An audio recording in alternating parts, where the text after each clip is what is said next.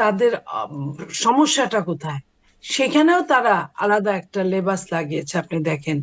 তো এই যে রাষ্ট্রকে দুইটা ভাগ করে ফেলা, এটা সত্যি রাষ্ট্রের জন্য যতটা অপমানকর, রাষ্ট্রের একজন নাগরিক হিসেবে আমাদেরও ঠিক ততটাই অপমানকর। এই কথাটা উনি বলতে পারেন না, বিশেষ করে যখন উনি বিরোধী দলের নেতা, তখন তো আরো পারেন না। যদি ঘটনাটা মনে মনে নাও উনি বিশ্বাস করে থাকেন, তাও মুখে এইভাবে বলাটা, রাষ্ট্রকে ছোট করাটা তার উচিত হয় নাই আমি মনে করব। জি, আমি স্পষ্ট। মনে করব জি। যে উনাদের আমির, গত আমির যদি, সাবেক আমির যদি ভাষা সৈনিক হয়, তবে তাহলে তারা যা ধারণ করে তা বলে না, আর যা বলে তা ধারণ করে না, এমন কি? আমি তো যেটা সাদা জানি সেটা সাদাই বলি। আমি আমার নেতার কথা বলছি, হুম। জনাব তারেক রহমান সাহেব, বাংলাদেশের প্রধানমন্ত্রী। উনি কিন্তু আরেকটা নতুন সংযোজন করেছেন। আমি মুগ্ধ হয়েছি, আমি বিমোহিত হয়েছি যে উনি আমরা যেহেতু ওই মানুষগুলো, শহীদ মানুষগুলোর কবরকে আমরা মনে করে আমরা শ্রদ্ধা জানাতে যাই, সেই জায়গায় উনার জন্য দোয়া খায়রটা যে করিয়েছেন, এটা এটা এর আগে আমি দেখিনি। এর আগেও আমি অনেকবার বেদিতে ছিলাম, গিয়েছি। আমি এটা এর আগে দেখিনি, এই প্রথম আমি দেখলাম। তো এই যে নতুনত্ব সুন্দর যদি সেটা ভালোর দিকে যায়, কিন্তু নতুনত্ব অসুন্দর যদি সেটা মন্দের দিকে যায়। জি, জি, স্পষ্ট যে আপনার দলের নেতার এই অ্যাপ্রোচটাকে আপনি বেশ ওয়েলকাম করছেন, সাধুবাদ জানাচ্ছেন। কিন্তু জামাতের আমির বা বিরোধী দলের নেতার যে আচরণ, সেটি খুব একটা ইতিবাচক হিসেবে আপনি বা আপনারা নিচ্ছেন না। আরও কয়েকটা বিষয় এই শহীদ বেদিতে ঘটল। সেটি হচ্ছে রুমিন ফারহানা, তিনি স্বতন্ত্র এমপি হয়ে এসেছেন বিএনপির নমিনেশন না পেয়ে।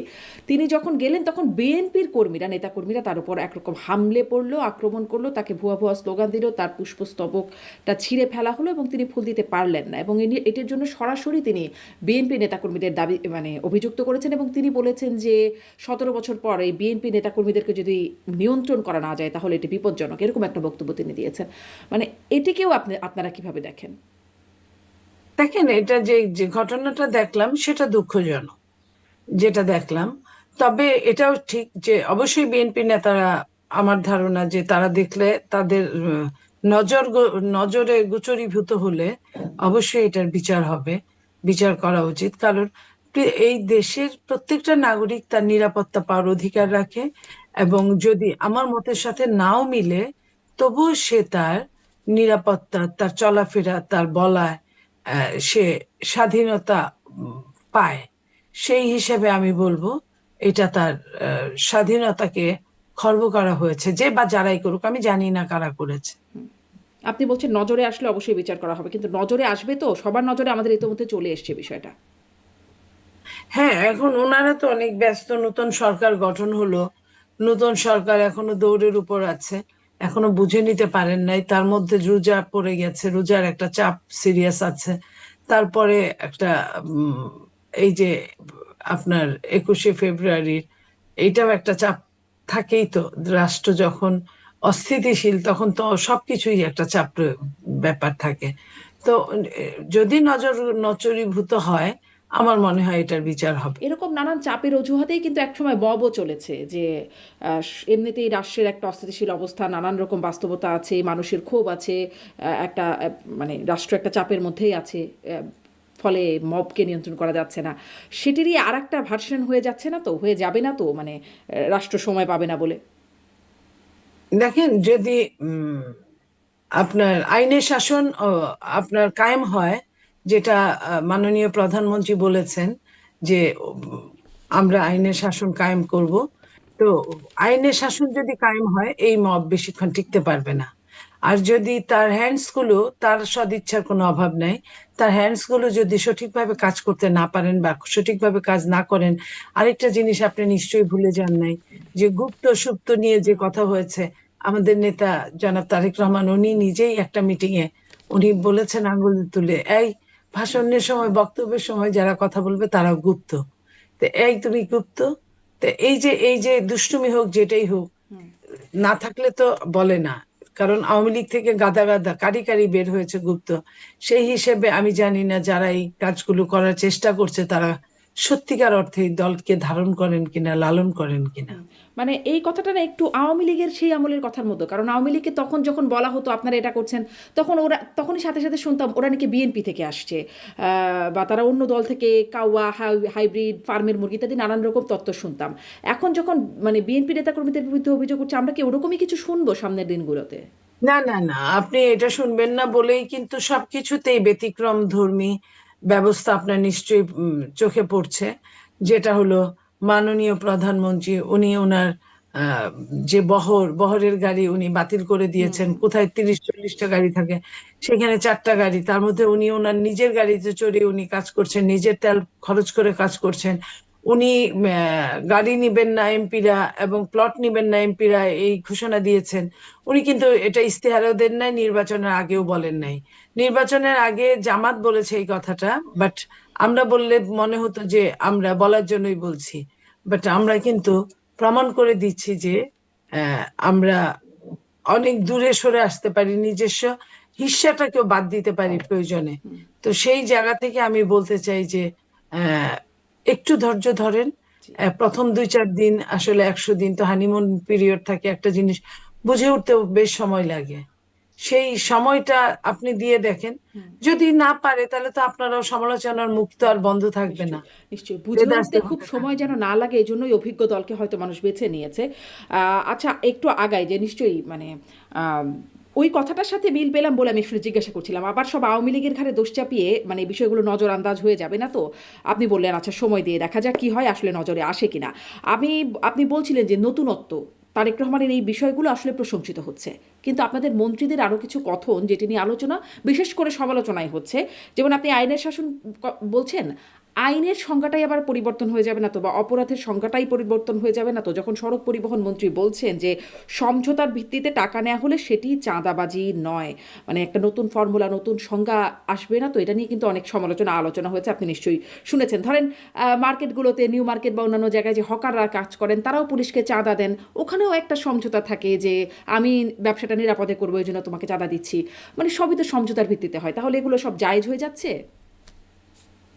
এটা খুব দুঃখজনক, এটা জায়েজ হওয়ার কথা না, হবে না। একদিনে তো আর একটা শয়তান থেকে রাষ্ট্রকে ফেরেস্তায় পরিণত করা যায় না, আবার একদিনে শয়তান ফেরেস্তা থেকে শয়তানে পরিণত করা যায় না।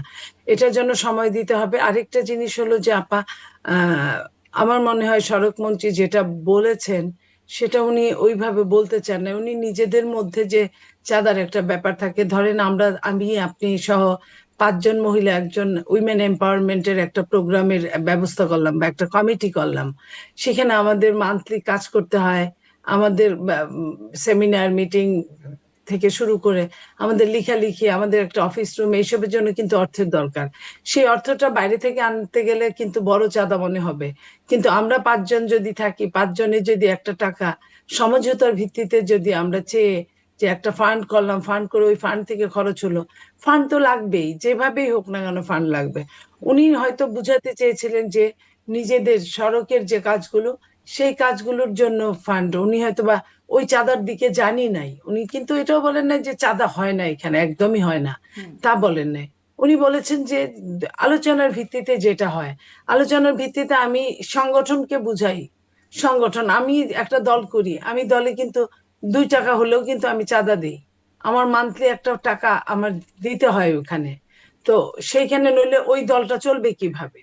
তো এখন উনি হয়তো বা সংশ্লিষ্টদের কথা এটা এইভাবে বলছে। যদি এটা বলে থাকে তাহলে আপনাদেরও ক্ষমা সুন্দর দৃষ্টিতে দেখতে হবে। আর যদি এটা না বলে থাকে তাহলে হয়তো দলের মতো ডিসিশন নেবে, আমার এটুকুই মনে হয়। জি। এমনিতেই আপনাদের দলে মানে চাঁদাবাজের একটা বেশ মানে বিস্তার আছে। আগে পরে বিভিন্ন সময় আপনারাও মানে দল থেকেও বহুত ব্যবস্থা নেওয়া হয়েছে, সেটা আমরা দেখেছি। অনেক মানুষকে সম্প্রতি সময়ে বহিষ্কারও করা হয়েছে দল থেকে ব্যবস্থা হিসেবে। কিন্তু এমন বক্তব্য সেই ব্যক্তিদেরকে কোনোভাবে উৎসাহিত করবে না তো, বা ইনডেমনিটি দিয়ে দিবে না তো যে আমরা তো সমঝোতার ভিত্তিতে নিচ্ছি? এটা যে দিবে না, আমার মনে হয় আমাদের মাননীয় প্রধানমন্ত্রীর চলাফেরা দেখলে, এবং উনি যে কোনো আপোষ করবেন না। উনি 24-এর স্বাধীন হওয়ার পরে আপনার 2-3 মাস পরে উনি একটা বক্তব্য রেখেছিলেন, আমি ছিলাম সেখানে। আমি দেখেছি উনি একবারে 4টা কথা, চারটা, একটা বক্তব্যে 20-25 মিনিটের বক্তব্য উনি 4বার উচ্চারণ করেছেন যে অন্যায় যেই করুক না কেন, এই যে চাঁদাবাজি যে ধরনের কথা আমার কানে আসছে, আমি যদি কোনোদিন রাষ্ট্রীয় ক্ষমতায় অধিষ্ঠিত হই, সেই দিনও যদি আমি শুনি যে এই ব্যক্তিটা ওই দিন এই কাজটা করেছিল, আমি কিন্তু সাথে সাথে অ্যাকশনে যাব। এখন আমার অ্যাকশনে যাওয়ার ক্ষমতা নাই, আমি বহিষ্কার ছাড়া আর কিছুই করতে পারি না। কিন্তু কিন্তু আমি এটা বলে যাচ্ছি, হুম, যেদিনই আমি শুনি সেই দিনই এটার বিরুদ্ধে ব্যবস্থা গ্রহণ করব।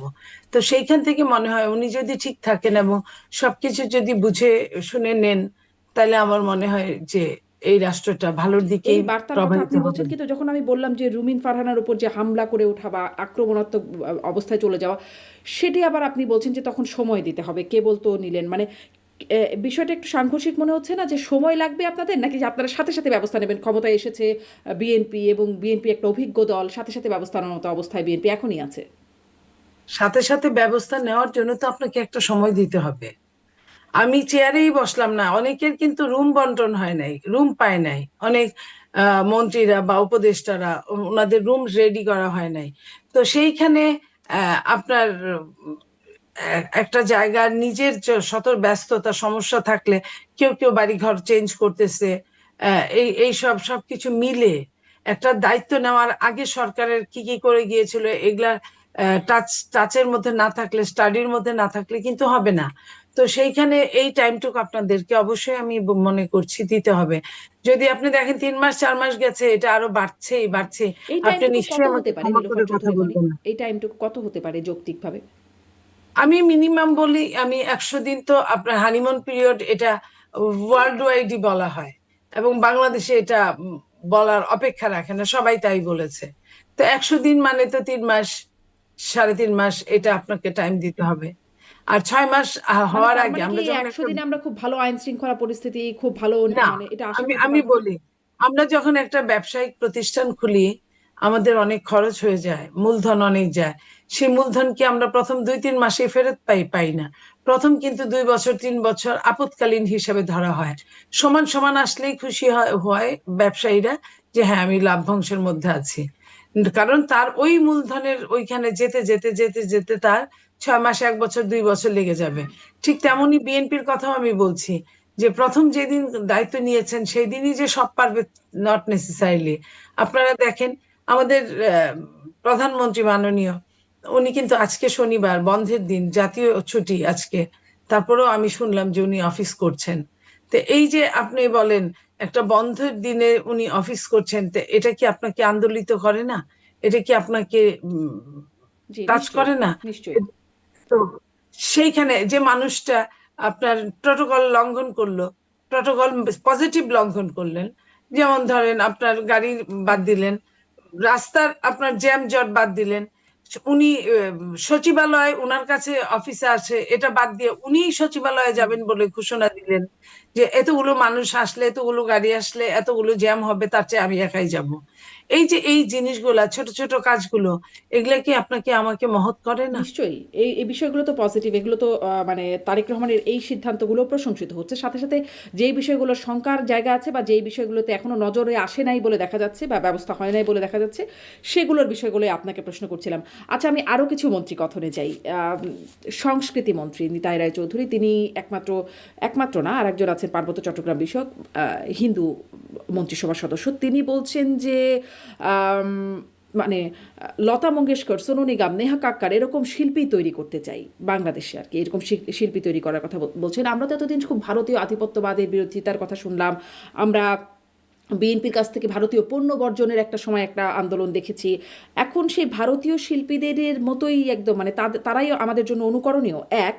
এবং মানে যে শিল্পীদের কথা বলা হচ্ছে, লতা মঙ্গেশকর নিশ্চয়ই মানে একটা ভিন্ন মাত্রায় আছেন, কিন্তু মানে যে শিল্পীদের, সোনু নিগম বলছেন, ঠিক আছে, নেহা কক্কর, মানে তার চেয়ে কি বাংলাদেশে ভালো শিল্পীরা রুনা লালা, সাবিনা ইয়াসমিন, এন্ড্রু কিশোর এনাদের কথা মনে পড়ে না? মানে ভারতীয় শিল্পীদের কথাই কেন মনে হচ্ছে? দেখে, একটা কথা বলতে গেলে যা মুখ দিয়ে আসে, হয়তো বা উনি ওনাদের গান পছন্দ করেন, শুনেন, এটা হতে পারে। যখন আপনি দেখবেন, আপনি যখন পছন্দের নায়ক বা গায়ক বা গায়িকা থাকবে, আপনাকে যদি বলা হয় সাক্ষাৎকারে যে আপনি কাকে পছন্দ করেন, আপনি দেখবেন যার ছবি বেশি দেখেন বা যার গান বেশি শুনেন তার নামটাই বলবেন। হতে পারে ওনার এটা পছন্দ। আর দ্বিতীয়ত, যে কোনো উল্লেখযোগ্য জিনিসটাকে আপনার এক্সাম্পল দিলে দোষের তো কিছু নাই। উনি তো বলেন নাই যে এখানে হিন্দিতে গান শেখাবেন। উনি বলেছেন উনারা যেমন ওই দেশের জনপ্রিয়, ঠিক আমরা ওই টাইপের ওই ক্যাটাগরির গায়ক গায়িকাদের আমরা এইখানে আমরা তৈরি করব।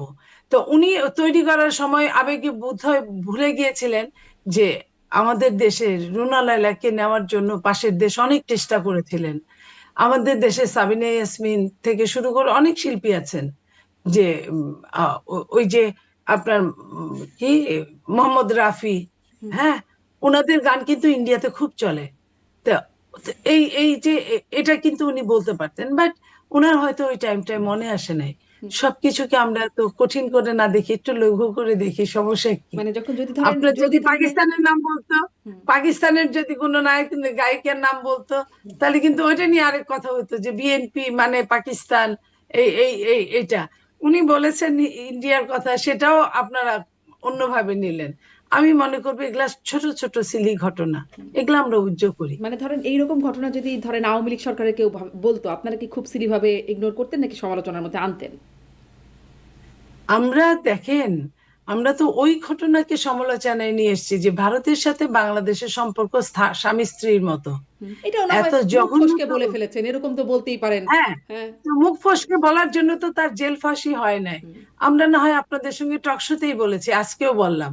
তো ওই কথার চেয়ে তো এই কথাটা হালকা, তাই না? নিশ্চয়ই, নিশ্চয়ই। মানে আমি আসলে এটা জিজ্ঞাসা করছিলাম, মানে এটা আসলে সমালোচনা আপনারা হলে করতেন কিনা যদি মানে আপনারা বিরোধিতা জায়গায় থাকতেন বা বিরোধী দলের জায়গায় থাকতেন। আর একজন মন্ত্রীর কথায় যাই, তিনি হচ্ছেন ডক্টর খলিলুর রহমান, পররাষ্ট্রমন্ত্রী। তিনি বলছেন দেশের স্বার্থ পাই পাই করে বুঝে নেবেন।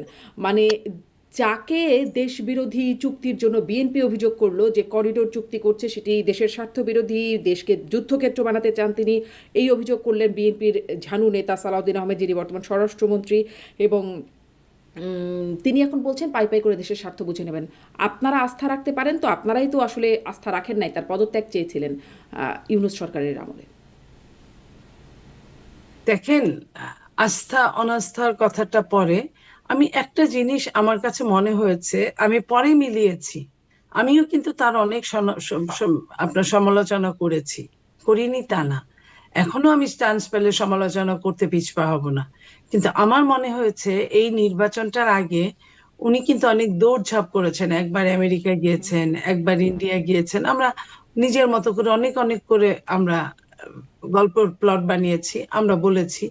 কিন্তু এখন যখন দেখা গেল সত্যিকার অর্থে আপা, নির্বাচনটা যে এত সুন্দরভাবে হবে এটা কিন্তু বাংলাদেশে কোনো মানুষ চিন্তা করে নাই, কোনো মানুষই বলে নাই। যখন একটা সুন্দর নির্বাচন হলো এবং যখন শোনা গেল যে ওনার হস্তক্ষেপের কারণে এই ঘটনাগুলো ঘটেছে, এবং আপনি জানেন যে পররাষ্ট্রে বাংলাদেশের খুব তেমন ভালো আপনার বিশেষজ্ঞ নাই।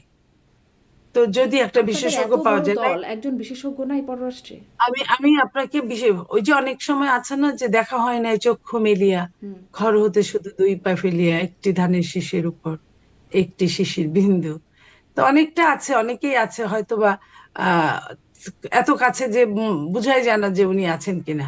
আমি ওটা বলছি না, আমি আপনার অর্থের কথা বলছি। অর্থ বিষয়ক, যেমন ধরেন তিতুমির ভাইকে, প্রফেসর তিতুমির, ঢাকা বিশ্ববিদ্যালয়ে, ওনাকে অর্থের উপদেষ্টা করা হয়েছে।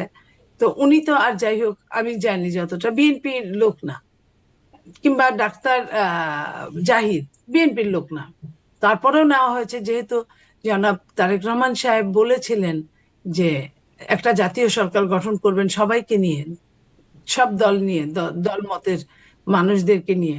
এই কারণে হয়তো করেছেন, এবং এটাও সত্যি অর্থনীতির জন্য বিশেষ বিশেষজ্ঞ হয়তোবা বেশি বয়স হয়ে গেছে, না হয় বেশি ছোট হয়ে যাচ্ছে, ওরকম নাই। তো এই এই জায়গায় কাজে লাগাইলে মন্দ কি? আমার দেশের যদি ইকোনমিক্স যদি ওনাদের মতো লোকদের কাজে লাগিয়ে যদি ভালোর দিকে নেওয়া যায়, তাতে মন্দ কি? আমি এটা মনে করি। আচ্ছা, এই অর্থে আপনি পররাষ্ট্রমন্ত্রীকে মনে করছেন তিনি হতেই পারেন, কিন্তু আপনি যে বললেন যে সুন্দরভাবে নির্বাচনটা হয়েছে, ওনার হস্তক্ষেপ আছে, উনি কিভাবে আমি মনে করছি, নিরাপত্তা উপদেষ্টা সরি, হিসেবে হস্তক্ষেপ করলেন? আমি আমি মনে করছি, এখন পর্যন্ত আমি ওভার ক্লিয়ার না। আমি মনে করছি ওনাকে তখন দৌড়ঝাঁপ করতে দেখেছি, তারপরে ইলেকশনটা ইলেকশনটা তো সত্যি কথা ইউনূস সাহেব যে দিবে অনেকে বিশ্বাসই করে নাই। তো এই সবকিছু মিলে মনে হয়েছে যে লোকটা হয়তো বা কোনো অবদান আছে যেটা খুদ বিএনপির মাননীয় চেয়ারম্যান জানেন। হয়তো এই জন্য উনি ওনার হিসাব মতে উনি রেখেছেন। আমি এই কথাটাই বলতে চেয়েছি, আর কিছু না। মানে এই যে ভারতে আমেরিকায় গিয়ে দৌড়ঝাঁপ করেছেন, এই দৌড়ঝাঁপ এর ফলে সুন্দরভাবে নির্বাচন হতে পেরেছে বলে আপনারা মনে করেন? জিও পলিটিক্সের তো একটা অবদান আছে, এটা অস্বীকার করার কোনো কারণ নাই। জিওকে আপনি এই মুহূর্তে পৃথিবীর কোনো দেশ জিওকে বাদ দিতে পারে না, আর বাংলাদেশের মতো উন্নয়নশীল দেশ তো পারেই না। তো সেইখানে আমি বলবো যে তাদেরও একটা অবদান আছে, হতে পারে পরোক্ষ, হতে পারে প্রত্যক্ষ। আপনার মনে পড়ে যে জামাতের আমির কোনো কথাই বলে নাই, তাকে সাংবাদিকরা আপনারা জিজ্ঞেস করেছেন বেশ কয়েকদিন যে ভারতের সাথে মোদী সরকারের সাথে তাদের তাদের কোনো আলোচনা হয়েছে কিনা, ওনারা মুখ বন্ধ করে না করেছে, না কোনো আলোচনা হয় নাই। সেইখানে রয়টার্স যখন আসলো যে আরো 6 মাস আগে, 5 মাস আগে জামাতের আমিরের সাথে আহ, আপনার ভারতের বিভিন্ন মন্ত্রী পর্যায়ে তারা বসেছিল এবং পররাষ্ট্র সংক্রান্ত তারা বসেছিল, তখন কিন্তু উনি ধরা খেয়ে বলেছেন যে হ্যাঁ এটা তো অনেক আগে, হ্যাঁ আমি বসেছিলাম, তেমন কোনো কিছুর জন্য না, এমনি আমি বসেছিলাম। এই যে জিনিসগুলো, এই জিনিসগুলো আপনি কোন চোখে দেখবেন? এগুলো তো আপনার একটা না একটা জিও পলিটিক্স এর হস্তক্ষেপ, তাই না? এটা কখন বললেন ওনারা? যখন শফিক সাহেব বারবার করে অস্বীকার করছিলেন, তখন নিজেরাই ছেড়ে দিলেন নিজেদের পত্রিকায়। তো মানে তিনি বলছেন যে ধরা খেয়ে বললেন, আপনাদেরও কি কোথাও কিছু ধরা আছে বলে আসলে তাকে এরকম পররাষ্ট্র উপদেষ্টা পররাষ্ট্রমন্ত্রী বানাতে হলো কিনা, এই আলোচনাটাও আসছে। কারণ আপনাদের বর্তমান স্বরাষ্ট্রমন্ত্রী তিনি তাকে বিদেশি নাগরিক কোন আক্কেলে ডক্টর ইউনূস তাকে নিরাপত্তা উপদেষ্টা বানিয়েছেন সেই প্রশ্ন তুলেছেন। মানে তাহলে খুব স্বাভাবিকভাবে এখন আপনাদের উপরে ওই প্রশ্ন, আপনারা কোন আক্কেলে, মানে বিএনপি বা তারেক রহমান কোন আক্কেলে তাকে পররাষ্ট্রমন্ত্রীর মতো একটা পদ দিচ্ছেন, সেটি কি জাতির কাছে স্পষ্ট করা দরকার না? মানে যেই অবিশ্বাসটা ওনারা তুলেছেন, মানে আপনারা তুলেছেন, সেই অবিশ্বাসটা মানুষের মধ্যে আপনারা ছড়িয়ে দিয়েছেন। এখন আমরা কি করে বিশ্বাস করবো যে তিনি আসলে পাই পাই করে সত্যিই দেশের স্বার্থ উদ্ধার করবেন? দেখেন, সময় আসলে ঠিকই আপনাদের কাছে ক্লিয়ার হয়ে যাবে কি, কেন এবং কোথায় কেন হয়েছে। এই জিনিসগুলো আপনারা অবশ্যই জানতে পারবেন। আমার কাছে মনে হয় যে আহ, হ্যাঁ, আমি কিন্তু স্বীকার করেছি যে জিও পলিটিক্স এর একটা হস্তক্ষেপ আছে। তা আমার কাছে মনে হয় যে উনি উম, খুব অচিরেই এটার ক্লিয়ার করে দিবেন। জি। আচ্ছা, উনি অচিরেই ক্লিয়ার করে দেবেন। আসলে আ মানে এই কদিন হয়ে গেল এই প্রশ্নটা খুব ভালোভাবেই আসছে কিন্তু কেউ ক্লিয়ার করছেন না। ওই গুপ্ত বিষয়টা আলোচনা হচ্ছে তো, মানে ইনারাও কি আসলে গুপ্ত ছিল কিনা বিএনপির লোক সেটাও একটা প্রশ্ন আসছে। প্রশ্ন হচ্ছে যেমন ধরেন স্বরাষ্ট্র সচিব নাসিমুল গনি তিনি এখন বিএনপি সরকারের মন্ত্রী পরিষদ সচিব। মানে যেটা বলা হতো প্রশাসনে নাকি আপনারা ভাগ বাটোয়ারা, আপনার সাথেও আলোচনা হয়েছে যে ভাগ বাটোয়ারার যে অভিযোগ বিএনপি তাদের লোকজন বসিয়ে রেখেছে, এটা কি তারই একটা নমুনা? না, না, আপনি এই জায়গায় একটু ভুল হচ্ছে আমাদের। সেটা হলো যে নাসিমুল গনিকে আপনার মন্ত্রিপরিষদ সচিব দিয়েছেন কে? ডক্টর ইউনূস সাহেব। ওনার যাওয়ার আগের দিনে উনি করে গিয়েছেন এটা। এটা করেছেন, তখনও তো বিএনপি দায়িত্ব নেন নাই। তো বিএনপি যদি দায়িত্ব না নিয়ে থাকেন কিছু করতে পারবেন না। আমার মনে হয় যে খুব তাড়াতাড়ি এই পররাষ্ট্র সচিব, সরি, মন্ত্রিপরিষদ সচিব চেঞ্জ হতে যাচ্ছে। আমার আচ্ছা, এরকমই মনে হয়। আচ্ছা। তার সাথে যদি ব্যাটে বলে না মিলে তাকে কেন রাখবে আপনি বলেন? একটা সরকার চালানো তো চারটিখানি কথা না। জি, আপনি মনে করছেন চেঞ্জ হতে যাচ্ছে। খলিলুর রহমানের প্রসঙ্গে আরেকটু প্রশ্ন করি, মানে গুপ্ত ছিলেন কিনা এই প্রসঙ্গটা যখন আসে, আর একটা প্রসঙ্গ যখন করছিলেন যে কোনো ডিল আছে কিনা, চাপ আছে কিনা, ধরেন তিনি গিয়েছিলেন তারেক রহমানের সাথে দেখা করতে, তারপর থেকে কি পরিস্থিতির কোনো পরিবর্তন হয়েছে? এবং সেখানে দেখা করতে গিয়ে নিরাপত্তা উপদেষ্টা থেকে এখন পররাষ্ট্রমন্ত্রী হয়ে গেলেন। ডক্টর মোহাম্মদ ইউনূসও কি কিছু হতে পারেন এই মানে বিএনপি সরকারের? আমার কাছে এটা মনে হয় না যে উনি কিছু হতে পারেন। কারণ পররাষ্ট্রমন্ত্রী আর রাষ্ট্রপতি দুইটা আলাদা জিনিস। বিএনপি নিজেদের নেতারা আছেন, সিনিয়র নেতারা আছেন, প্রবীণ আছেন এবং মার্জিত, শিক্ষিত, ভদ্র, বিনয়ী এবং রাজনৈতিক অভিজ্ঞতা সম্পন্ন পোর খাওয়া রাজনীতিবিদ। এই এতগুলো আপনার যোগ্যতায় যারা আহ, আছেন, তাদের মধ্যে থেকেই হয়তো নেওয়া হবে। কিন্তু আবার যদি দেখা হয় না, চক্ষু মেলিয়া ঘর হতে শুধু দুই পা ফেলিয়া, ওইটা হয়ে যায় আবার, যে ঘরের মধ্যে এত কাছে আছে যে দেখলেন না, এরকমটা হওয়ার সম্ভাবনা আছে কি এক্ষেত্রেও? হতে সেটাও হতে পারে, বলা যায় না। এখন সবকিছু, গডেরও তো একটা খেলা আছে, তাই না? রাষ্ট্র তো আমাদের না, শুধু সৃষ্টিকর্তারও। তো তারও তো একটা খেলা আছে, বলে না উস্তাদের মায়ের শেষ রাতে। এখন মানে আমাদের সৃষ্টিকর্তার খেলা হিসেবে মেনে নিতে হবে এখন, যে এখন আল্লাহ কি করবো, আল্লাহ অনেক কিছু করছেন। কিন্তু সৃষ্টিকর্তার খেলার উপর ডিপেন্ড করে, আমি এটা বিশ্বাস আচ্ছা, করি। মানে এগুলো সবই ওস্তাদের মায়ের শেষ সাথে হচ্ছে। ওস্তাদটা কি এখন, এটা হচ্ছে দেখার বিষয়, ওস্তাদটা আসলে কে। এটাই। আপনি বলছিলেন সুষ্ঠু নির্বাচন হয়েছে, যাই হোক সেটি মনে হচ্ছে অনেক ক্ষেত্রে আপনাদের যে সেটি খলিলুর রহমানের হস্তক্ষেপে সুষ্ঠু নির্বাচন হচ্ছে, কিন্তু এই সুষ্ঠু নির্বাচন নিয়ে মানে অনেক অভিযোগ আছে, ইলেকশন ইঞ্জিনিয়ারিংয়ের অভিযোগ। আহ, আপনি আর একটা অনুষ্ঠানে আপনার বক্তব্য দেখছিলাম, আপনি বলছিলেন যে জামাতের আমির ফেল করেছিল ঢাকা 15 আসনে, মিল্টনকে সেখানে কোরবানি দেওয়া হয়েছে, কারণ জামাত সাথে সাথে বলছে যে আন্দোলন করবে, এত কষ্ট করে যে নির্বাচন সেটা বিএনপি নষ্ট করতে চায়নি, তখন সাথে সাথে বলছে ওইটা ওনাকে দিয়ে দাও। মানে কাকে কোন সিট দেবে এটা কি বিএনপির হাতে ছিল? দেখেন, আমি যে কথাটা বলেছি এটা সম্পূর্ণ আমার ব্যক্তিগত মতামত। আমি, আমার কাছে ভোটের সময় আমি হিসাবগুলো দেখেছি, আমি একটা সময় শুনেছি মিল্টন মিছিল বের করেছে, মিল্টনের। তো মানুষ মিছিলটা কখন বের হয়? তো আমি এটা, এটা বিএনপির কোনো কথা না, এটা আমার ব্যক্তিগত মতামত। এবং আমার কাছে এরকম মনে হয়েছে যে আপনার এই যে কানের কাজ দিয়ে এবং একটা ফ্লু, যেমন ধরেন আমিনুলের ফ্লুটা এমন ছিল যে নির্বাচনের আগে কিন্তু একটা হাইপ উঠে, আপনিও জানেন। তো হাইপটা এমন ছিল যে সবার চেয়ে আমিনুল এগিয়ে থাকবে। তো আমরা কিন্তু তারপরে উল্টা দেখলাম। তো এই যে এই জিনিসগুলোর জন্য আমি হয়তো বলেছিলাম। তো যেহেতু আমার নিজস্ব মতামত, তাই আমি এটা নিয়ে আর কথা বলতে চাই না। আচ্ছা, মানে শুধু তো আমিনুল না, মিল্টন, আমিনুল কাইয়ুম কয়েকজনের নামই বলেছিলেন। যাই হোক, আপনি যদি এটা না বলতে চান না, মানে আপনি কি আপনার অবস্থানে স্ট্যান্ড করেন নাকি আর করেন না? আমি বললাম তো যে নির্বাচনের হিসেবটা দল বাংলাদেশের সর্ববৃহৎ আওয়ামী লীগ, তাদেরকে বাইরে রাখা হয়েছে, তাদেরকে নির্বাচন করতে দেওয়া হয়নি। অজুহাত দেওয়া হয়েছে যে তাদের যারা নেতারা তারা নির্বাচন করবে না, কিন্তু তাদের যদি নির্বাচন যে অধিকার, তাদের ভোটের অধিকার, সেটি তাদের দেওয়া হতো, তাহলে নিশ্চয়ই আওয়ামী লীগের তো নেতাকর্মীর অভাব নাই, তাদের তার গুপ্ত থাকতে হয় না। তো বিতর্কিত ব্যক্তিদের বাদ দিয়েও কিন্তু অনেকেই দাঁড়াতে পারতেন এবং তারা ভোটও পেতেন, ভালোই ভোট পেতেন। আহ, ওয়াকার ইউনুস সরকার যেহেতু খুবই ব্যর্থ, আপনারা তো মনে হতে পারে ওয়াকার ইউনুস, আমি কি পাকিস্তান ক্রিকেটারের কথা বলছি কিনা, না, ওই যে আমিরে জামায়াতের ওয়াকার এবং ইউনুস তো ইউনুসই, আপনি ইউনুস নবীও বলতে পারেন। তো তাদের সরকারের যে ব্যর্থতা, এই ব্যর্থতার কারণে যে ভয়াবহতা বাংলাদেশ দেখেছে, মুক্তিযুদ্ধকে মুছে ফেলা, নারীদেরকে অবদমিত করা, সব কিছু, সেক্ষেত্রে আওয়ামী লীগের যা কিছু ভুল ত্রুটি ছিল সেটা অনেক নগণ্য হয়ে গেছে, তাদের এই আমলনামা এত ভারী হয়ে পড়েছিল। তো তারা জানতো আওয়ামী লীগকে যদি নির্বাচনে বাইরে রাখা না হয় তাহলে আওয়ামী লীগ সরকার ফর্ম করতে পারে, এই জন্য তারা তাদেরকে বাতিল রেখেছে। তো এরকম সর্ববৃহৎ একটি দল এই নির্বাচনে ছিল না।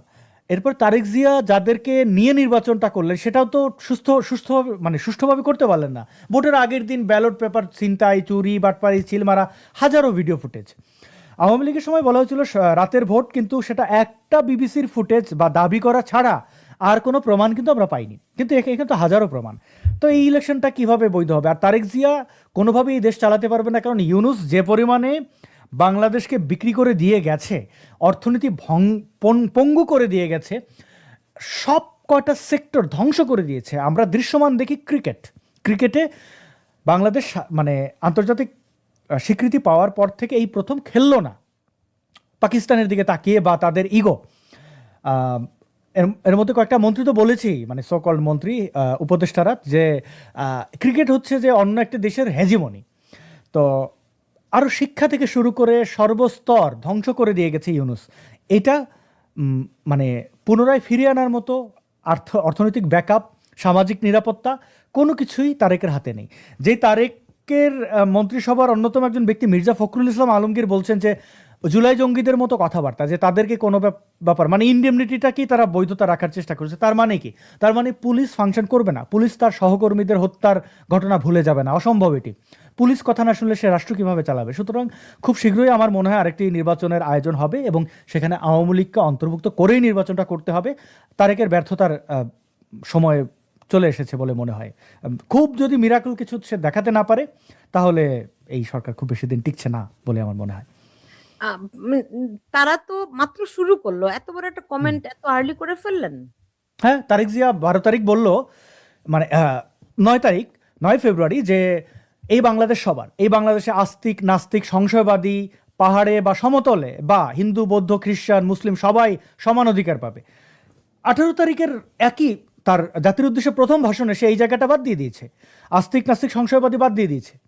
এখন তারেক যে নিজে আস্তিক কিনা নাস্তিক সেটা ব্রিটেনে অবস্থানকালীন তার পেশা কি ছিল, তার খাবার দাবার কি ছিল, বা তার কথাবার্তা কি ছিল, সেটা তো মানে কোনো কিছু দেখেন, আপনি প্রকৃতিতে যা কিছু দেবেন আপনি হয়তো সাময়িকভাবে গোপন করতে পারেন, কোনো কিছু গোপন থাকে না। আমি তার মিনিস্ট্রিতে যাদের যাদের বসানো হয়েছে তাদের নাম ধরে বলতে পারি কে কোন কে আস্তিক বা কে নাস্তিক। তো সে তার বড় একটা সংখ্যাকে বাদ দিয়ে দিয়েছে এক সপ্তাহের ব্যবধানে, সে তার কথায় থাকতে পারেনি। তাকে কি কেউ বলেছিল যে নাস্তিকদের অধিকার বাংলাদেশে দিতে হবে, এটা আপনি বলেন? কোনো নাস্তিক সংশয়বাদী বলেন নাই। সেটা বলেছে কেন সেটাও সে জানে, আবার এখন বাদ দিয়েছে কেন সেটাও সে জানে। একটা নেতার ব্যক্তিত্ব যদি এই পর্যায়ে হয় তাহলে তো আর কিছু বলার নেই। তাই সে কেন দেশে ফেরেনি এই নিয়ে আমরা অনেক সমালোচনা করেছি। আর সে যে ভীতু সেটা আমরা জানতাম, কিন্তু তারপরে যখন দেশে এসেছে জামাতের কাছ থেকে এই দেশটা রক্ষা করেছে, তাও ভেবেছিলাম কিছুটা আশার আলো দেখা যায়। সে বাংলাদেশে ফিরে কি এই যে সাংবাদিকরা শাহরিয়ার কবির থেকে শুরু করে আনিস আলমগীর, অসংখ্য প্রথিতযশা সাংবাদিক মিথ্যা মামলায় জেলে রয়েছেন। সাকিব আল হাসানের মতো ক্রিকেটার বাংলাদেশ আর কখনো পাবে কিনা আমি জানি না। কাউকে কি আহ্বান জানিয়েছে যে হ্যাঁ এখন থেকে আমি আমি আমি আমি দায়িত্ব নিলাম, আমরা সব কিছু সমাধান করব, সেই রকম কোনো কথা দিয়েছে? দেয়নি তো। তো সে ওই সেমি ডানপন্থী থেকে ওই রকমই মানে জামাতের সাথে মাখামাখি করে চলাফেরা। আপনি দেখেন না, এই যে জুলাই জঙ্গি মেহেদি হাসান ভারতে গেল, তার কাছে ভারতের গোয়েন্দা সংস্থা এবং পুলিশের তদন্ত অনুযায়ী 40 লাখ টাকার তার কাছে ক্রিপ্টোকারেন্সি পাওয়া গেছে তার ওয়ালেটে। এবং ওই পর্তুগালে যাওয়ার জন্য তারা দুইজন যাচ্ছিল, প্রায় 80 লাখ টাকা দরকার। এই যে কোটি টাকার উপরে তার কাছে বর্তমানে রয়েছে, তাকে কি বাংলাদেশে ডিপোর্ট করার পরে অ্যারেস্ট করেছে, কোনো জিজ্ঞাসাবাদ করেনি? তার মানে জুলাই জঙ্গি স্বঘোষিত পুলিশ হত্যাকারীকে সে খুল্লাম খুল্লা ঘুরতে দিচ্ছে। ল অ্যান্ড অর্ডার কোথায়? কোনো তার তো প্রয়োগ নেই, সে কিভাবে টিকবে? অনেকে বলছেন যে দেখুন তারেক রহমানের উপর অনেকগুলো শর্ত রয়েছে। কেউ তাকে পাপেট গভর্নমেন্ট বলতেছে, মানে পুতুল সরকার বলতেছে। হ্যাঁ, যেই সমস্ত বলতেছে কেন, তো প্রমাণিত। রজার রহমান, মানে তার দলের লোক রয়েছে, তার বিরোধিতা করেছিল। রজার রহমান, ওই খলিলুর রহমান, যে একজন কি করে বিদেশি নাগরিক আমাদের দেশের, এটা স্বয়ং সালাউদ্দিন সাহেব বলেছেন, মির্জা ফখরুল ইসলাম আলমগীর বলেছেন, আরও অসংখ্য নেতা বলেছেন, মির্জা আব্বাসও বলেছিলেন। তো সেই লোক তো এখন তার পররাষ্ট্রমন্ত্রী। কিভাবে সে তো কম্প্রোমাইজের মধ্যে দাবি কি লোকের, এটা তো প্রমাণিত আপা। না এখন মানে তাহলে তিনি যদি এই শর্তগুলো পূরণ করেন, যে সমস্ত দেখেন ডোনাল্ড ট্রাম্প তাকে যেই ইয়েটি দিয়েছে, তাকে যে চিঠিটি পাঠিয়েছে, হ্যাঁ, এই চিঠির অথেন্টিসিটি কতটুকু আমি ঠিক জানি না। আমার মনে হয় এটা অথেন্টিক একটা চিঠি, কিন্তু যেই ভাষা যা তাকে স্মরণ করিয়ে দিয়েছে এটি তো রীতিমতো একটা হুমকি। শিষ্টাচারের মধ্যে কখনো পড়ে না এরকম। তার উপরে আবার প্রথম মানে প্রধানমন্ত্রী হওয়ার পরে প্রথম তার শুভেচ্ছা বাণীর মধ্যে এগুলো পড়ে না। সো কোনোভাবে যদি তারেক রহমান তার এই শর্ত পূরণ করতে না পারেন, সেই ক্ষেত্রে তার পরিণতি কি হবে? আমরা দেখছি এখানে মাল্টিপ্লে, মানে অনেকগুলো শক্তির প্রভাব তো আমরা দেখছি। সো তারেক রহমানের জীবন কতখানি সিকিউর, নিরাপদ, এটা কি আপনাদের মনে হয় না? তারেক রহমানের জীবন নিরাপত্তা নিশ্চিত হয়েই তিনি বাংলাদেশে এসেছেন। তার এত সাহস নেই যে নিজে থেকে দেখাবেন। তিনি তার বঙ্গবন্ধু বা ওই টাইপের কোনো নেতা বা যোগ্যতা দিয়ে নেতা হননি, বাবার পরিচয় নেতা হয়েছেন। আবার ছাত্র জীবনে যে তিনি ছাত্র রাজনীতি করেছেন, ভালো পড়াশোনা করেছেন, কোনো কিছুই তার মধ্যে নেই। যে বিশেষণগুলো ছিল 10% খাম্বা বাবা, ওইসবই তার যোগ্যতা, গ্রেনেড বাবা হিসাবে। এখন তিনি যাদের সাথে নেগোশিয়েট করে বাংলাদেশে ফিরেছেন তাদের সেই নেগোসিয়েশনের শর্তগুলো রক্ষা করতে পারবেন বলে আমার মনে হয় না। তিনি সেরকম যোগ্য ব্যক্তি নন। এখন আগে বলা হতো আওয়ামী লীগ হচ্ছে যে গোলামির চুক্তি করেছে ওর সাথে। ট্রাম্পের ওই চিঠি থেকে তো গোলামির চুক্তির একটা প্রমাণ আমরা পেলাম। এইবার হচ্ছে তিনি যে কিনবেন, এই যে বিমান কেনা, আমেরিকা থেকে সুতা কেনা এবং খাদ্যশস্য কেনা, আটলান্টিক পাড়ি দিয়ে তিনি এগুলো আমদানি করবেন, তারপর আবার রপ্তানি করবেন, এই সব কিছু তিনি পারবেন বলে আমার মনে হয় না। এবং আহ, যে যে লোক গোলামির চুক্তির মাধ্যমে দেশে আসে ফেরে এবং সে প্রকৃতির নিয়মের বাইরে গিয়ে এগুলো বাস্তবায়ন করতে পারবে বলে আমি মনে করি না। আর জনস্রোত সবসময় আমি যেটাকে বিশ্বাস করি, মানুষের আকাঙ্ক্ষা, মানুষের ইচ্ছার বিরুদ্ধে গিয়ে যত শক্তি আপনাকে বসিয়ে দেখ, আপনি টিকতে পারবেন না। এটা হয় না। হুম। আপনি যদি ভাত দিতে না পারেন, মানুষের অন্ন বস্ত্র বাসস্থান নিরাপত্তা দিতে না পারেন, আপনি টিকবেন না। আপনার কি মনে হয় ইউনুস এমনি এমনি এই পাতানো নির্বাচন দিয়ে সে ক্ষমতা ছেড়েছে? ইউনুস তো সেই লোক না। যখন দেখেছে তার জনপ্রিয়তা শূন্যে, কদিন পরে তারা অলরেডি তাদের অনেক অনেক জায়গায় গিয়ে মাইর খাওয়া শুরু হয়েছিল। তারা দেখলো যে না, ছাড়িয়ে দেওয়া কাইন্দা বাচ্চা, এখন আর এটা রক্ষা করতে পারবো না, তখন সে ক্ষমতা হস্তান্তর করলো। তারেক জিয়াও একই অবস্থা। সে যখন মানুষকে এই যে বলছে যে ফ্যামিলি কার্ড দেবে, এই দেবে, ওই দেবে, এগুলো বলা যায় আপা ক্ষমতায় থেকে। ক্ষমতার বাইরে বসে বললে মানুষ ভাবে আচ্ছা আশায় বা মাছে চাষা, কিন্তু এখন তো সে ক্ষমতায়, সে পারবে না মানে মানুষ গিয়ে ধরবে তাকে যে তুমি বলছো দাও না কেন। আন্দোলন হবে, সেগুলো থামাবে কি করে? আর আন্দোলন সংগ্রামকে কোন পর্যায়ে নিয়ে যেতে হয় সেটা আওয়ামী লীগের অতীত দেখলে বোঝা যায় যে কোথায় কোথায় নিয়ে গেছিল আওয়ামী লীগ। কিন্তু আওয়ামী লীগ, আপনাকে মনে হয় না যে আওয়ামী লীগ তার সেই পথ, যেই রাজনৈতিক বুদ্ধিমত্তা, শক্তি, কৌশল, এগুলো সব ভুলে গেছে বলে মনে হয় না? না, আমার মনে হয় না ভুলে গেছে। ট্রেনিং কেউ জমা দেয় না। পরিস্থিতি খারাপ বলে তাদের নেতৃত্বে কিছুটা শূন্যতা আছে বলে মনে হয়, কিন্তু যখন আন্দোলন শুরু হয়ে যাবে তখন আপনাকে বলে দিতে হবে না, শেখ হাসিনার নির্দেশনা দিতে হবে না। দেখবেন যে মানুষ জড়ো হয়ে গেছে। এই যে বাংলাদেশে মিছিলগুলো করলো আওয়ামী লীগ, ছাত্রলীগ, ঝটিকা মিছিল, এগুলো কি ওপর থেকে বলা হয়েছে এইভাবে করো? না, এটা হয়েছে। ইলেকশনে দেখেন আওয়ামী লীগ যে ভূমিকাটা পালন করেছে এটা অসাধারণ না? তারা তো, আওয়ামী লীগ যদি নেতৃত্বহীন হতো তাহলে তো, নেতৃত্ব শূন্য হলে তো তারা মারামারি লাগিয়ে দিত। কোন জেলায় আওয়ামী লীগ হামলা করেছে? গোপালগঞ্জ। যে গোপালগঞ্জের এখন পর্যন্ত এই জুলাই জঙ্গিরা তাদের পূর্ণ যে পিক সময় ক্ষমতার, তখন গিয়ে তারা এসিপিতে করে পালিয়ে এসেছে না? গোপালগঞ্জে কাউকে ভোট দিতে দেয় না, কিন্তু মারে নাই কাউকে। হুম। আওয়ামী লীগ চাইলে তো ওইখানে সংসদ করতে পারতো। তারা কিন্তু চেইন অফ কমান্ডে আছে এখনো, সঠিক সময়ের অপেক্ষা করছে আমার মনে হয়। আরেকটা জিনিস, আওয়ামী লীগ কি মানে একটু বিভ্রান্তিতে বা বিভক্তির মধ্যে আছে বলে মনে হয়? এরা পরস্পর সঙ্গে যেরকম লাগালাগি করছে, যেরকম আক্রমণাত্মক হচ্ছে, আপনার কি মনে হয় যে এইভাবে করে দল চললে এদের সামনের, মানে অবশ্য এত বড় একটা দল যে তাদের হুম তো বিভক্তি থাকবেই, তাই না? হুম তারপরও তাদের এই 18 মাসে অন্তত কিছু ক্ষেত্রে তো আ আ মানে অন্তত নিজেদের মধ্যে সমঝোতা হওয়া দরকার ছিল নাকি? দেখেন, ওই চৈত্রি মাসে হালের গরু মরে গেলে যেরকম বৌরে মা ডাকে, আওয়ামী লীগের অবস্থা হচ্ছে তারা খুব রেগে আছে। যাকে সামনে পায়, এই তোর জন্য আমার ক্ষমতা গেছে, তোর জন্য আওয়ামী লীগের পথে, এইটা তাদের রাগ। যারে দেখে তার উপরে চেতে। এখন এটা চলবে, এটা একটা সিমটম, এটা বেশি দিন থাকবে না। বেশি দিন কেন বলছে? 18 মাস তো হয়ে গেছে। না, এটা 18 বছরের মতো ক্ষমতা তারা ছিল, তাই না? 16 বছর, 18 মাসে তো এই ক্ষত যাবে না। তবে পরিস্থিতি যাই হোক না কেন, দেখেন আপনি যদি এই জুলাই জঙ্গিদের অবস্থান, এই যে যেমন ইউএসএতে বা ব্রিটেনে যখন তারা গেছিল, এই যে আক্তারের উপরে ডিম মারা বা ওইদিকে প্রেস উপদেষ্টা, এরা কিন্তু এদের বিলাই বানিয়ে ফেলেছিল। বাঘ থেকে বিলাই হয়ে গেছিল ওভার দ্য নাইট। আওয়ামী লীগের ওই উচ্ছ্বাস চলে আসে যখন দেখে যে জুলাই জঙ্গি হান্টিং, এইসব ক্ষেত্রে আমি দেখেছি তৃণমূলের যে উচ্ছ্বাস, যে আগ্রহ। আপনি দেখেন তারেক জিয়ার এখন তো জামাতের কাছ থেকে, সে যেহেতু ক্ষমতা ইউনূসের কাছ থেকে তার কাছে নিয়েছে, কিছুটা স্বস্তি, একটা ট্রানজিশন চলছে। কিন্তু তারেকের ফেলিওর কোনো কিছু হোক, দেখবেন কিভাবে ঝাঁপিয়ে পড়ে, তখন আর এই রাগটা থাকবে না। খেলার মাঠ এখন উত্তপ্ত হচ্ছে, হুম। সময় আসছে মনে হচ্ছে। তবে এতটা মনে হয় না সহজও হবে, কারণ বিএনপি এবং জামাত তারা উপরে দেখাবে যে তারা আলাদা, কিন্তু যখনই আওয়ামী লীগের আসার কোথাও কোনো রকম সম্ভাবনা দেখবে এক হয়ে যাবে। তারা আবার ঐক্যবদ্ধ হয়ে যাবে। এটি আওয়ামী লীগের লোকেরা নিশ্চয়ই বোঝে।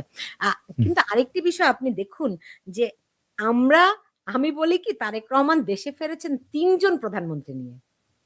মানে তারেক রহমান নিজে একজন, জোবায়দা রহমান একজন এবং জাইমা রহমান একজন, রাইট? মানে ধরেন হুম। বিএনপির উত্তরসূরির কমান্ড আমরা খুব স্ট্রংলি দেখতে পাচ্ছি। সেখানে মানে আওয়ামী লীগের সামনে কিন্তু কেউ নাই। ধরেন শেখ হাসিনা, তিনি আছেন, তিনি তো চিরকাল থাকবেন না। কিন্তু তারপরে কি?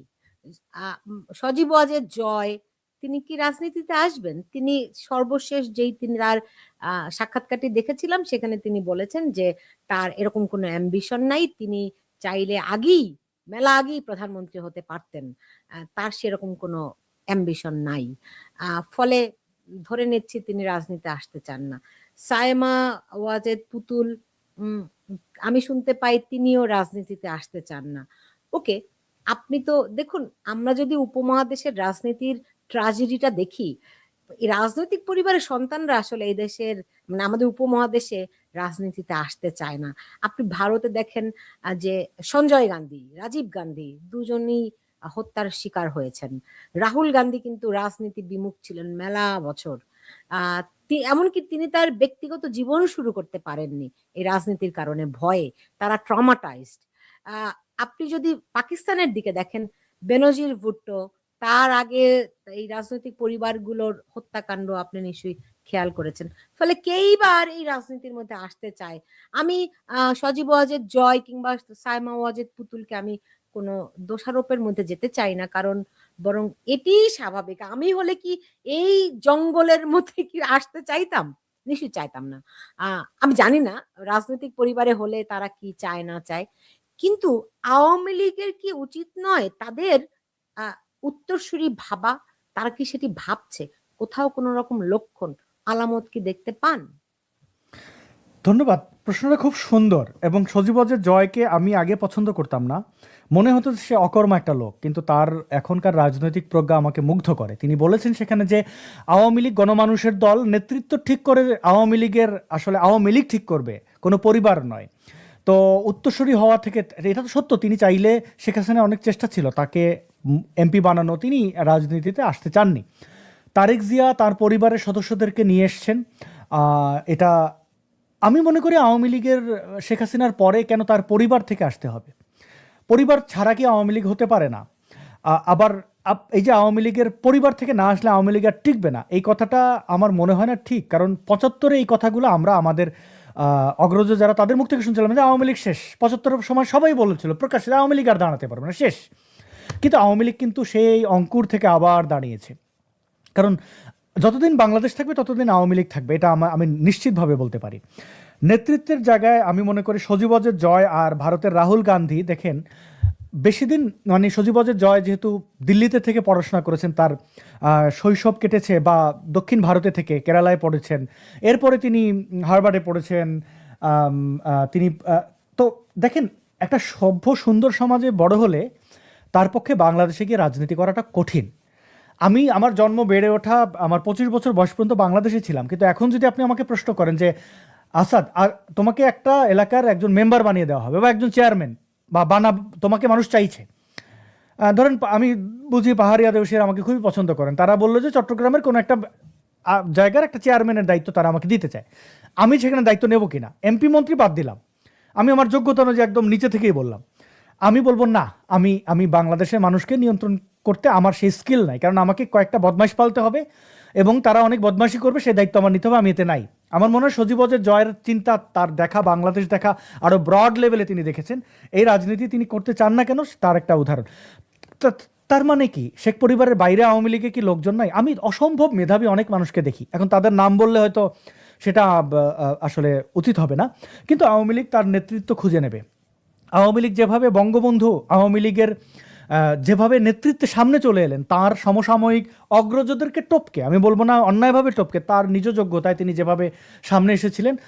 শেখ হাসিনাকে আমরা প্রথমে পরিবার মনে হলেও বঙ্গবন্ধুর তিনি ছাত্র রাজনীতি করেছেন, তার লম্বা একটা ইতিহাস আছে, নিজের চোখের সামনে বাবাকে রাজনীতি করতে দেখেছেন, দুর্যোগ বিপর্যয়, বাবার জেলে যাওয়া, ফিরে আসা, নির্যাতন নিপীড়ন, মানে পুরো পাকিস্তানের ফাইটটা তিনি খুব নিপুণভাবে দেখেছেন। এবং ফ্যামিলি ফটো থেকে দেখা যায় যে তিনি কিন্তু রাজনীতি বিমুখ ছিলেন না, তিনি কাছাকাছি থাকতেন, বাবার কাছাকাছি থাকতেন। তো তার রাজনৈতিক প্রজ্ঞা তো আমরা দেখেছি। একটানা বাংলাদেশের মতো জায়গায় 17 বছর 16 বছর ক্ষমতায় থাকা দ্বিতীয় নেতা তৈরি হবে না, আমি এটা লিখে দিতে পারি আগামী 50 বছরে। মানে যদি কোনো স্বৈরাচারও আসে যে দখল করে, এরশাদ টাইপের হবে না, এইটা শুধুমাত্র রাজনৈতিক প্রজ্ঞা দ্বারা সম্ভব। সেই শেখ হাসিনাকে কিন্তু নষ্ট করেছিল বলয়, একটা কৃত্রিম বলয় তৈরি করেছিল আওয়ামী বদমাশরা, যাদের রাজনৈতিক একটা ইতিহাস আছে। আপনি দেখেন ওবায়দুল কাদেরের রাজনৈতিক ইতিহাস, দেখেন হাসান মাহমুদের রাজনৈতিক ইতিহাস, একটা মোটামুটি পাতে ফেলার মতো রাজনৈতিক ইতিহাস ছিল। তারাই কিন্তু একটা কসমিক জায়গায় নিয়ে গেছিলেন শেখ হাসিনাকে, যে কারণে এই এরকম একটা ধস, এই যে বললাম 34 মাসে হালের গরু মরে যাওয়ার মতো আওয়ামী লীগের অবস্থা, তারা কখনো কল্পনাই করতে পারেনি যে সরকারের পতন হতে পারে।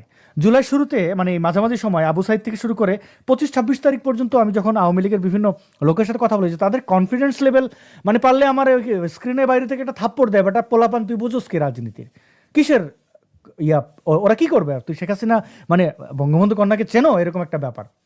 মানে তারা শুধু কল্পনায় শেখ হাসিনাকে রাখেনি, তারা নিজেরাও কল্পনার মধ্যে ছিল। তো শেখ হাসিনার প্রজ্ঞার জায়গা থেকে এই যে তিনি শূন্য জায়গা থেকে তিনি হাল ধরেছিলেন, এরকম আওয়ামী লীগের অসংখ্য লোক আছে হাল ধরবে। আওয়ামী লীগ গণমানুষের দল, এটা আমি বিশ্বাস করি, এবং আওয়ামী লীগের কর্মী সমর্থকদের যে পরিমাণে সাহস এবং রাজনৈতিক যে ডেডিকেশন সেটা অন্য কোনো দলের নেই, এমনকি জামাতেরও নেই। তারা সংখ্যায় কম বলে তাদের ডেডিকেশন বেশি দেখা যায়, কিন্তু তাদের ওইরকম তীব্র দূরদর্শিতা আমার মনে হয় নেই। সেটা তো জামাতের আমিরই দেখালো। ইলেকশনের আগে আগে নারীদেরকে বেশ্যা বলা, এগুলোর কোনো দরকার ছিল না। নারীদেরকে কর্মঘণ্টা কমিয়ে দেওয়া, এগুলোর কোনো দরকার ছিল না। মুক্তিযুদ্ধ নিয়ে নিঃশর্তভাবে ক্ষমা নাচে তেনা পেঁচানো, মানুষকে জান্নাতের টিকিট বিক্রি করা, এগুলোর কোনো দরকার ছিল না। জামাত তার এরকম সুবর্ণ সুযোগ দ্বিতীয়বার আর পাবে না। জামাত অলওয়েজ তাদের নিজের ঠ্যাং নিজেই ভেঙেছে। আওয়ামী লীগের এই এটা খুব সামান্য। রাজনৈতিকভাবে তারা অনেক স্মার্ট, ভুল করে ক্ষমতা যাওয়ার পরে বারবার এই ভুলটা তারা করেছে। কিন্তু আওয়ামী লীগের কর্মীরা কি বুঝতে পারছে যে সজীব ওয়াজেদ জয় কিংবা সাইমা ওয়াজেদ পুতুল তারা রাজনীতিতে আসতে চান না? তারা দেখেন, শেখ হাসিনার উপরে যে পরিমাণে বিশ্বাস রেখেছেন ডে ওয়ান থেকে, মানে 5ই আগস্টের পর থেকে, শেখ হাসিনা যদি কোনো কলা গাছকেও বলে যান যে কলা গাছ, তারা মেনে নেবে। আপনি দেখেন তো, অন্য কোনো সময় যদি বিএনপির সাথে এটা ঘটতো, 17 বছরের পরে ক্ষমতাচ্যুত হয়েছে বিএনপি, অর্ধেকের বেশি নেতাকর্মী এনসিপিতে যোগদান করতো। আওয়ামী লীগের কয়জন যোগদান করেছে এনসিপি বা বিএনপিতে দেখেন তো? তৃণমূলের লোকজনকে দেখেন, মানে কেউ কেউ হয়তো ভোট দিয়েছে তার রাজনৈতিক কৌশলের কারণে বা এলাকায় থাকার জন্য, কিন্তু ওইভাবে কিন্তু ব্যক্তিত্ব বিসর্জন দিয়া দল বদলায় নাই। দল বদলানোর হিড়িক পড়ে যেত। আপনি দেখেন এই পরিস্থিতিতে জামাত প্রস্তাব দেয়নি, দিয়েছিল তো যে আওয়ামী লীগের যারা ভালো হয়ে যাবে তাদের আমরা গ্রহণ করবো। কয়জন গেছে দেখেন? নেই তো। তো আওয়ামী লীগের তৃণমূলের নেতাকর্মীরা এই 18 মাস ধরে এত কষ্ট করতে পারলে আমি মনে করি এখন তাদের কষ্টের সময় শেষ। ভবিষ্যতে তারা নেতৃত্ব নিজে খুঁজে নেবে, আমার বিশ্বাস এটা আমার। দেখা যাক কি হয়। এখন বিএনপি যখন ক্ষমতায়, তখন অনেকেই মনে করছে ধরেন এই সরকার হয়তো আপনি বলছেন যে হয়তো বেশি দিন টিকবে না তারেক রহমানের সরকার, কিন্তু 5 বছর যদি টিকে যায় তাহলে অনেকেই হয়তো খসে যাবে। কি মনে হয়? এটা সময় বলে দেবে, কিন্তু তারেক জিয়ার ওইরকম দূরদর্শিতা আছে বা রাজনৈতিক এমন কোনো ম্যাজিক প্রজ্ঞা তিনি দেখাতে পারবেন, আমার এটা কোনোভাবেই মনে হয় না। শেখ হাসিনার কয়েকটা উদাহরণ, যেন তিনি বিশ্বব্যাংকে চ্যালেঞ্জ করে পদ্মা সেতু আনিয়েছিলেন। তিনি একই সাথে চীন, ভারত, ইউএসএ, রাশিয়ার লবি মেনটেন করেছেন, সেগুলোকে নিয়ন্ত্রণে রেখেছেন। এমনকি এই যে ক্ল্যাশ, ইউক্রেন রাশিয়া যুদ্ধের মধ্যে তেল কেনা বেচা, তিনি কিন্তু দারুণভাবে, মানে না ইউএসএ না রাশিয়া, ভালোভাবে ব্যালেন্স করেছেন। চায়নার কাছ থেকে অর্থ নিয়ে ভারতের সাথে আবার শেষের দিকে সেটা একটা ধস নেমেছে, বাট এটা তিনি করে গেছিলেন, এবং করে গেছিলেন বলেই তো তিনি টিকেছেন। তারেক জিয়া এইরকম কোনো, এবং আন্তর্জাতিকভাবে দেখেন তারেক জিয়ার কোনো গ্রহণযোগ্যতা নেই। এখন ভারতের সাহায্যে কিন্তু তিনি এই প্রধানমন্ত্রী বা তাকে কয়টা দেশ সম্ভাষণ জানিয়েছে দেখেন তো, নরেন্দ্র মোদী ছাড়া আর তার ট্রাম্পের হুমকি ছাড়া কোন তাকে তো কেউ বিশ্বাস করে না। পশ্চিমে এতদিন ছিলেন, আমি এত অল্প বয়সী একটা লোক, আমার কোনো রাজনৈতিক ব্যাকগ্রাউন্ড নাই, তারপরে পশ্চিমে আমার অনেকের সাথে দেখা হয়েছে, কথা হয়েছে। তারেক জিয়ার আমি তো দেখি এত বছর তিনি পশ্চিমে ছিলেন, একজন সাবেক প্রধানমন্ত্রীর সন্তান, রাজনৈতিক দলের ভারপ্রাপ্ত চেয়ারম্যান বা যাই হোক না কেন, তিনি তার সাথে কোন আন্তর্জাতিক অঙ্গনের কোন নেতা বসেছেন? বরং তার দল বিএনপিকে সন্ত্রাসী হিসেবে কানাডার আদালত, মানে বিপর্যয় ছাড়া তার দেখেন কোন, আপনি যদি সাংবাদিক হিসেবে চিন্তা করেন, কোন সংবাদ সংস্থা তার ইন্টারভিউ নিয়েছে? মানে ইউটিউবিং করা ছাড়া তারেক রহমান টেলিপ্রম্পটার দেখে থেকে স্ক্রিপ্টেড ভিডিও তিনি রেকর্ড করতেন, আপলোড করতেন। এছাড়া তিনি কি করেছেন? কোন সংবাদ সংস্থাকে তিনি ইন্টারভিউ দিয়েছেন? দেননি তো। তার মধ্যে ওই হ্যাডাম যেটাকে বলে চিটাগাংয়ের ভাষায়, ওটা নাই তো, কেমনে করবে? জি, তিনি দেননি। আপনি তো বলতে পারেন না যে কেউ নেয়নি, তিনি দেননি। দেওয়ার যোগ্যতা নাই তো। তাকে যে প্রশ্নগুলো করা হবে এগুলোর উত্তর তার কাছে নাই।